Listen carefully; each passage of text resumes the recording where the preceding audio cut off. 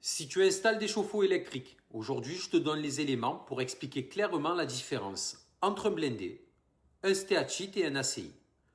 Trois éléments qui vont changer trois choses dans ton quotidien.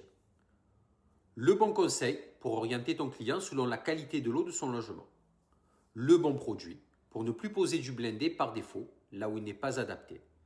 Et la bonne vente pour justifier sereinement le surcoût d'un stéatite ou d'un ACI quand il est pertinent. On commence par le blindé. La résistance, on l'appelle un thermoplongeur. Elle est directement plongée dans l'eau, en contact direct avec le calcaire.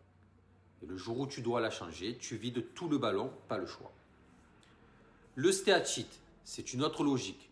La résistance est insérée dans un doigt de gant. C'est un étui qui isole complètement la résistance de l'eau de la cuve. Le calcaire ne peut pas l'attaquer. Et quand tu interviens, tu sors la résistance de son doigt de gant sans vider le ballon. Beaucoup plus simple sur le terrain. Et nous avons l'ACI hybride. C'est encore au-dessus. Même résistance que le stéatite dans un doigt de gant hors d'eau.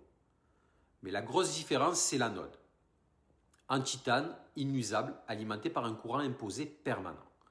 Concrètement, ça veut dire zéro entretien sur l'anode, aucun remplacement sur toute la durée de vie de l'appareil. Et c'est là que ça devient ton sujet en tant que pro.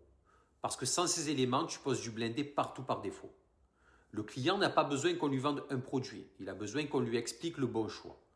C'est ça la vraie valeur d'un pro sur le terrain. Et maintenant, tu as les arguments pour le délivrer.